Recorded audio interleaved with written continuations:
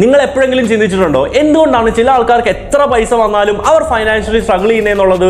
നിങ്ങളാണോ വ്യക്തി? എങ്കിൽ ഈ വീഡിയോ നിങ്ങൾക്കുള്ളതാണ്. മലയാളത്തിൽ ഒരു ചൊല്ലുണ്ട്, ഉള്ളവന് ദൈവം വീണ്ടും വീണ്ടും വാരി വാരി കൊടുക്കും, ഇല്ലാത്തവന് ഒന്നും കൊടുക്കത്തില്ല എന്നുള്ളത്. ശരിക്കും ഇതിങ്ങനെയാണോ? ഒരിക്കലുമല്ല. It's not just about the income, it's about the habit. നമ്മളെന്ന് പറയുന്ന വ്യക്തിയുടെ ഹാബിറ്റ് ആണ് നമ്മളെ ഫൈനാൻഷ്യലി സ്ട്രഗിൾ ആക്കുന്നതും അല്ലെങ്കിൽ ഫൈനാൻഷ്യൽ ഫ്രീഡത്തിലോട്ട് എത്തിക്കുന്നതും. നമ്മുടെ ഹാബിറ്റ് ആണ് നമ്മളെ ഏതിലോട്ടാണ് കൊണ്ടുപോകുന്നതെന്ന് ഡിസൈൻ ചെയ്യിപ്പിക്കുന്നത്. നിങ്ങളിൽ 90% ആൾക്കാരും ഒരു പെർട്ടിക്കുലർ ലൂപ്പിലായിരിക്കും കളിക്കുന്നത്. പണം നമ്മുടെ പോക്കറ്റിലേക്ക് വരും, ആ വന്ന സ്പീഡിൽ തന്നെ നമ്മുടെ പോക്കറ്റിൽ നിന്ന് നമ്മുടെ കയ്യിൽ നിന്ന് പോകും. ചില ആൾക്കാർ വിചാരിക്കുന്നത് ദാരിദ്ര്യം എന്നാൽ പൈസ ഇല്ലായ്മ മാത്രമാണെന്നാണ്. പക്ഷെ നിങ്ങൾ മനസ്സിലാക്കേണ്ടത് it's about the mind set and it's about our daily habit. ഇന്നത്തെ ഈ ഒരു വീഡിയോയിൽ നമുക്ക് പഠിക്കാം റിച്ച് ആൾക്കാർ വീണ്ടും റിച്ച് ആവാൻ സഹായിക്കുന്ന ഹാബിറ്റുകളും പൂർ ആൾക്കാരെ വീണ്ടും ദാരിദ്ര്യത്തിലോട്ട് എത്തിക്കുന്ന ആ ഹാബിറ്റുകളും നമുക്ക് മനസ്സിലാക്കാം. നമുക്ക് ഇന്നത്തെ ഈ ഒരു വീഡിയോയിൽ ആ പോയിന്റുകൾ എക്സ്പോസ് ചെയ്യാം. Number 1, living pay check to pay check. നിങ്ങൾ ഉണ്ടാക്കുന്ന പൈസ, നിങ്ങളുടെ വരുമാനം മൊത്തം നിങ്ങളുടെ ബില്ലുകൾ അല്ലെങ്കിൽ റെന്റുകൾ അല്ലെങ്കിൽ നിങ്ങളുടെ ബേസിക് നീഡ്സിന് വേണ്ടി മാത്രമാണ് നിങ്ങൾ സ്പെൻഡ് ചെയ്യുന്നതെങ്കിൽ ആ ഒരു ലൂപ്പിൽ നിന്ന് രക്ഷപ്പെടാൻ വളരെ പാടാണ്. റിച്ച് ഡാഡ് പുവർ ഡാഡ് എന്ന ബുക്കിൽ റോബർട്ട് കിയോസാക്കി വ്യക്തമായിട്ട് പറയുന്നുണ്ട്, 2 തരം ആൾക്കാരാണ് ഉള്ളത്, ഒന്ന് പൂറും ഒന്ന് റിച്ചും. പൂർ മൈൻഡ് സെറ്റ് ഉള്ള ആൾക്കാർ എങ്ങനെയാണെന്ന് വെച്ച് കഴിഞ്ഞാൽ income minus expense is equal to ആയിരിക്കും അവരുടെ സേവിങ്സ് എന്ന് പറയുന്നത്. റിച്ച് ആൾക്കാരുടെ ഫോർമുല എന്ന് പറയുന്നത് income minus saving is equal to expense എന്ന് പറയുന്നത്. ഈ 2 കാര്യങ്ങൾ നിങ്ങൾക്ക് കൃത്യമായിട്ട് മനസ്സിലാവും. ഒരു പൂർ മൈൻഡ് സെറ്റ് ഉള്ള ഒരാൾ എങ്ങനെയാണെന്ന് വെച്ച് കഴിഞ്ഞാൽ അവന്റെ വരുമാനവും ചെലവും കഴിച്ചിട്ടായിരിക്കും അവൻ സേവിങ്സിന് വേണ്ടി എമൗണ്ട് മാറ്റി വെക്കുന്നത്. നമ്മുടെ ചെലവെന്ന് പറയുന്നത് ഒരിക്കലും നമ്മുടെ കൺട്രോളുള്ള എമൗണ്ട് അല്ല. നമുക്ക് എപ്പോഴും നമുക്ക് ചെലവ് കൂടുതലായിരിക്കും. സോ അവസാനം നമ്മുടെ കയ്യിൽ 1 രൂപ പോലും സേവ് ചെയ്യാനോ ഇൻവെസ്റ്റ് ചെയ്യാനോ ഉണ്ടാവത്തില്ല. സോ നിങ്ങൾ മനസ്സിലാക്കേണ്ടത്, നിങ്ങൾക്ക് ഈ ഒരു ഫൈനാൻഷ്യൽ സ്ട്രഗിളിൽ നിന്ന് രക്ഷപ്പെടണമെങ്കിൽ നിങ്ങൾക്ക് വരുന്ന വരുമാനത്തിൽ നിന്ന് ആദ്യം നിങ്ങൾ ഡിസൈഡ് ചെയ്യേണ്ടത് ഈ ഒരു മാസം ഞാൻ എത്ര രൂപ എനിക്ക് ഇൻവെസ്റ്റ് ചെയ്യാനും സേവ് ചെയ്യാനും മാറ്റി വെക്കാൻ പറ്റുമെന്നാണ്. ആ ഒരു എമൗണ്ട് മാറ്റി വെച്ചതിന് ശേഷം മാത്രമായിരിക്കണം നിങ്ങളുടെ എക്സ്പെൻസ്, ആ ഒരു മാസത്തെ എക്സ്പെൻസിന് വേണ്ടിയിട്ടുള്ള എമൗണ്ട് നിങ്ങൾ ചെലവാക്കാൻ വേണ്ടിയിട്ട്.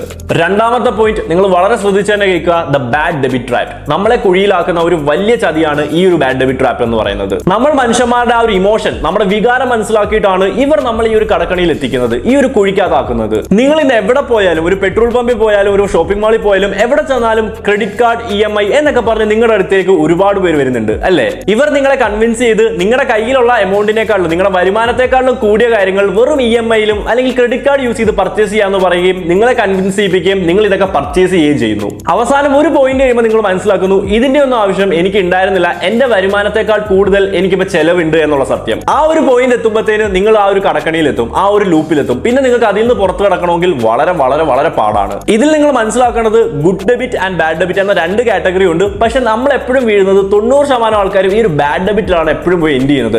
നിങ്ങൾ ഇവിടെ ഡിസിഷൻ എടുക്കേണ്ടത് നിങ്ങളുടെ കപ്പാസിറ്റിക്കകത്തുള്ള കാര്യങ്ങൾ മാത്രം എപ്പോഴും പർച്ചേസ് ചെയ്യുക, അല്ലെങ്കിൽ ബുദ്ധിപൂർവ്വം മാത്രം ഈ ഒരു ക്രെഡിറ്റ് കാർഡ് അല്ലെങ്കിൽ EMI ഫെസിലിറ്റി യൂസ് ചെയ്യുക. ഇല്ലെങ്കിൽ മോസ്റ്റ്ലി നിങ്ങൾ എപ്പോഴും ഫുൾ പേയ്മെന്റ് കൊടുത്തെടുക്കുന്ന കാര്യങ്ങൾ അങ്ങനെ തന്നെ എടുക്കുന്നതായിരിക്കും എപ്പോഴും നിങ്ങൾക്ക് നല്ലത്. Number 3, the most important one, the negative mind set about money. നമ്മൾ പലർക്കും കുഞ്ഞിലെ തൊട്ട് നമ്മൾ ഇൻജെക്ട് ചെയ്ത് വെച്ചേക്കുന്ന ഒരു കാര്യമാണ് പൈസയെ പറ്റിയുള്ള ഒരു നെഗറ്റീവ് ഇമേജ്. നമ്മൾ പല സൊസൈറ്റിയിൽ നിന്നും നമ്മുടെ പല ആൾക്കാരിൽ നിന്നും നമ്മൾ കേട്ടിട്ടുണ്ട് പൈസ പിശാചാണ്, പൈസ ഉണ്ടാക്കുന്നതൊക്കെ തെറ്റാണ്, ആർത്തിയുള്ളവനാണ് പൈസ ഉണ്ടാക്കുന്നതെന്നൊക്കെ ഉള്ളത്.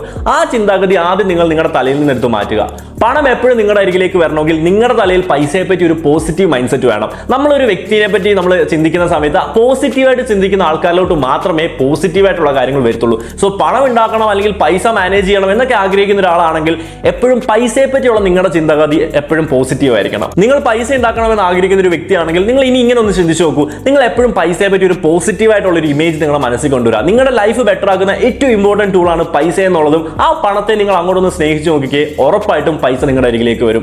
നേരെ മറിച്ച് പൈസയെ പറ്റി ഒരു നെഗറ്റീവ് മൈൻഡ് സെറ്റ് ഉള്ള ആളാണെങ്കിൽ ഒരിക്കലും പൈസ നിങ്ങളുടെ അടുത്ത് നിൽക്കത്തില്ല, നിങ്ങളിൽ നിന്ന് പോകാനായിരിക്കും പൈസ ആഗ്രഹിക്കുന്നത്. സോ നിങ്ങൾ ഈ ഒരു മൈൻഡ് സെറ്റ് എന്നുള്ളത് ഒരു positive mind set, negative mind set മാറ്റി പണത്തെക്കുറിച്ച് ഒരു പോസിറ്റീവ് മെന്റാലിറ്റിയിൽ ഒന്ന് ചിന്തിച്ചു നോക്കൂ, ഉറപ്പായിട്ടും അത് നമ്മളെ പോസിറ്റീവായിട്ട് എഫക്ട് ചെയ്യും. Number 4, playing safe and not taking risk. നിങ്ങൾ മനസ്സിലാക്കേണ്ട ഒരു കാര്യമുണ്ട്, സേവിങ്സും ഇൻവെസ്റ്റ്മെന്റ് എന്ന് പറയുന്നത് രണ്ടാണ്. ഇപ്പൊ പല ആൾക്കാരും ഒരു കൺവെൻഷണൽ രീതിയിൽ പൈസ സേവ് ചെയ്യുന്നുണ്ടല്ലോ, ഞാൻ ഒരുപാട് പൈസ സേവ് ചെയ്യുന്നുണ്ടെന്നൊക്കെ പറയുന്നുണ്ട്. പക്ഷെ നിങ്ങൾ മനസ്സിലാക്കേണ്ടത്, ഇപ്പൊ നിങ്ങൾ ലെറ്റ്സ് സേ മാസം 2000 രൂപ 10 വർഷം നിങ്ങൾ സേവ് ചെയ്തു. ഓക്കെ, ഒരു വലിയ എമൗണ്ട് നിങ്ങളുടെ കയ്യിൽ ആ സമയത്ത് കാണും. പക്ഷെ സേവ് ചെയ്യുമ്പോൾ നമുക്ക് കിട്ടുന്ന ഒരു കാര്യമുണ്ട്, ഒരിക്കലും ഇൻവെസ്റ്റ്മെന്റിൽ നമുക്ക് റിട്ടേൺസ് കിട്ടും, പക്ഷെ സേവിങ്സിൽ റിട്ടേൺസോ കാര്യങ്ങളോ ഒന്നുമില്ല. സോ നിങ്ങളുടെ കയ്യിൽ ഇന്ന് 20 ലക്ഷം രൂപ ഉണ്ടെന്ന് പറഞ്ഞാൽ അതൊരു 10 വർഷം കഴിയുമ്പോൾ 20 ലക്ഷത്തിന് ഇന്നത്തെ വിലയില്ല. കാരണം ഇൻഫ്ലേഷൻ എന്ന് പറയുന്ന ഒരു കാര്യം നമുക്ക് സംഭവിക്കും. സോ ഇന്ന് നിങ്ങളുടെ കയ്യിലുള്ള 20 ലക്ഷം 10 വർഷം കഴിയുമ്പോൾ അതിന് വലിയ വാല്യൂ ഇല്ലാണ്ടാവും. സോ നിങ്ങൾ ചിന്തിക്കേണ്ട കാര്യം എന്ന് വെച്ച് കഴിഞ്ഞാൽ ആ പൈസയിൽ നിങ്ങൾ പ്രോപ്പർ ആയിട്ടുള്ള ഒരു സ്ഥലത്ത് ഇൻവെസ്റ്റ് ചെയ്യുക. പലർക്കും ഇൻവെസ്റ്റ് ചെയ്യാനുള്ള ബുദ്ധിമുട്ടെന്ന് പറയുന്നത് എവിടെ ഇൻവെസ്റ്റ് ചെയ്യണം, എങ്ങനെ ഇൻവെസ്റ്റ് ചെയ്യണം എന്നുള്ള അറിവില്ലായ്മയും പേടിയുമാണ്, പൈസ നഷ്ടപ്പെടുമോ എന്നുള്ള പേടി. സോ നിങ്ങൾ ചെയ്യേണ്ടത് വളരെ സേഫ് ആയിട്ട് മാത്രം ഇൻവെസ്റ്റ് ചെയ്യാൻ പറ്റുന്ന ഒരുപാട് കാര്യങ്ങളുണ്ട്.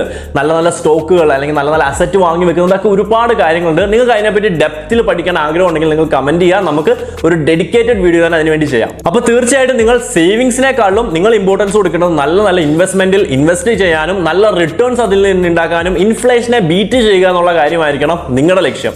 Number 5, don't use wealth triggers. Wealth trigger എന്ന് പറയുന്നത് നിങ്ങൾ മനസ്സിലാക്കേണ്ട ഒരു കാര്യം തന്നെയാണ്. പല ആൾക്കാരുടെ ഒരു വിചാരമുണ്ട്, പൈസ പിശുക്ക് ജീവിച്ചു കഴിഞ്ഞാൽ എനിക്ക് ഭയങ്കര പണക്കാരനാവാൻ പറ്റും എന്നുള്ളത്. ഒരിക്കലുമില്ല.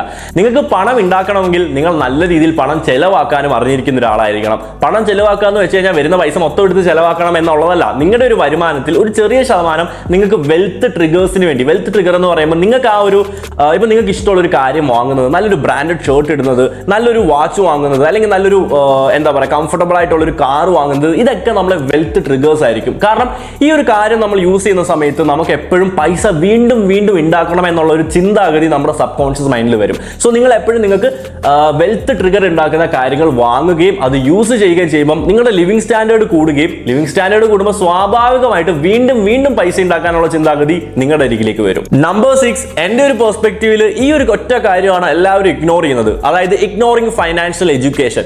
നമ്മുടെ ജീവിതം തന്നെ ഡിസൈൻ ചെയ്തിരിക്കുന്നത്, അതായത് നമ്മൾ പഠിക്കുന്നത്, ജോലി ചെയ്യുന്നതൊക്കെ അവസാനം പൈസ ഉണ്ടാക്കാൻ വേണ്ടിയിട്ട് തന്നെയാണ്. പക്ഷേ ഈ ഒരു കാര്യങ്ങൾ എങ്ങനെ പൈസ ഉണ്ടാക്കാം, എങ്ങനെ പ്രോപ്പറായിട്ട് ഫൈനാൻസിനെ മാനേജ് ചെയ്യാം എന്നുള്ളതൊന്നും ഒരിക്കലും നമ്മളെ എങ്ങും പഠിപ്പിക്കുന്നില്ല. സ്കൂളിലാണെങ്കിലും കോളേജിലാണെങ്കിലും ഒന്നും ഒരിക്കലും നമ്മൾ ഇതാരും പറഞ്ഞു വരുന്നില്ല.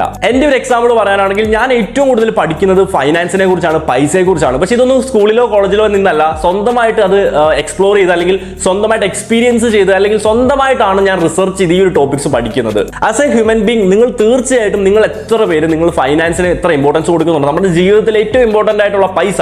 നിങ്ങൾക്ക് പൈസ ഇല്ല എന്നുള്ള കുറ്റം, അല്ലെങ്കിൽ പൈസ വരുന്നുണ്ട് അത് പ്രോപ്പറായിട്ട് നിങ്ങളുടെ കയ്യിൽ നിൽക്കുന്നില്ല എന്നുണ്ടെങ്കിൽ അതിനെപ്പറ്റി പഠിക്കുക എന്നുള്ളതാണ് ആദ്യം ചെയ്യേണ്ടത്. ഈ ഒരു വീഡിയോ ഇത്രയും നേരം കണ്ടിട്ടുള്ള ഒരാളെങ്കിൽ അവരെ ഞാൻ അപ്രീഷിയേറ്റ് ചെയ്യും. കാരണം നിങ്ങൾ ഈ ഒരു വീഡിയോ കാണുന്നതും എനിക്കറിയാം ഇതിൽ നിന്ന് നല്ല നല്ല ഇൻസൈറ്റ് കിട്ടി നിങ്ങൾക്ക് അത് നിങ്ങളുടെ ജീവിതത്തിൽ പ്രാവർത്തികമാക്കാൻ തന്നെയാണെന്നുള്ളത്. ഇന്ന് തൊട്ട് നിങ്ങളൊരു ഡിസിഷൻ എടുക്കുക, നിങ്ങൾ പൈസയെ പറ്റി കൂടുതൽ അറിയുക, ആ ഒരു മേഖല കുറച്ച് എക്സ്പ്ലോർ ചെയ്യുക. നിങ്ങളുടെ ഫൈനാൻഷ്യൽ കപ്പാസിറ്റി അല്ലെങ്കിൽ ഫൈനാൻഷ്യൽ മാനേജ്മെന്റ് എന്നുള്ളത് ഇംപ്രൂവ് ചെയ്യാൻ വേണ്ടിയിട്ടുള്ള എഫേർട്ട് നിങ്ങളുടെ ഭാഗത്തുനിന്ന് തീർച്ചയായിട്ടും വേണം. നമ്മൾ ഈ വീഡിയോയിൽ പറഞ്ഞ 6 പോയിന്റ്സ് നിങ്ങൾ ഒന്നും കൂടെ കാണുക. ഇതിൽ നിങ്ങൾ ഏത് സ്റ്റേജിലാണ് നിൽക്കുന്നത് എന്നുള്ളത് ആദ്യം നിങ്ങൾ മനസ്സിലാക്കുക. പൈസയെ പറ്റി ചിന്തിക്കുമ്പോൾ ആദ്യം നിങ്ങൾക്ക് വേണ്ടത് വെൽത്ത് അവയർനെസ് ആണ്. പൈസയെ പറ്റിയുള്ള അവയർനെസ് ആണ് ആദ്യം നമുക്ക് വേണ്ടത്. നമ്മളെന്ന് പറയുന്ന വ്യക്തിയുടെ വരവ്, ചെലവ്, എവിടൊക്കെയാണ് ആവശ്യമില്ലാണ്ട് പോകുന്നത്, എവിടൊക്കെയാണ് ആവശ്യത്തിന് നമ്മൾ ചെലവാക്കാത്തത്, ഇന്ന കാര്യങ്ങൾ നിങ്ങൾക്കൊരു ക്ലാരിറ്റി വേണം. ഇവിടെ തന്നെ നിങ്ങൾ ആദ്യം ഈ ഒരു വീഡിയോ കഴിയുമ്പോൾ തന്നെ നിങ്ങളുടെ നോട്ട്ബുക്ക് എടുത്ത് നിങ്ങളുടെ വരവ്, ചെലവ് എന്നുള്ള കാര്യങ്ങൾ തീർച്ചയായിട്ടും നിങ്ങളൊന്ന് എഴുതി വെക്കുക. എഴുതി വെക്കുമ്പോൾ നിങ്ങൾ ശ്രദ്ധിക്കേണ്ടത് income minus expense is equal to അല്ല സേവിങ്സ് അല്ലെങ്കിൽ ഇൻവെസ്റ്റ്മെന്റ് എന്ന് പറയുന്നത് ഇൻകം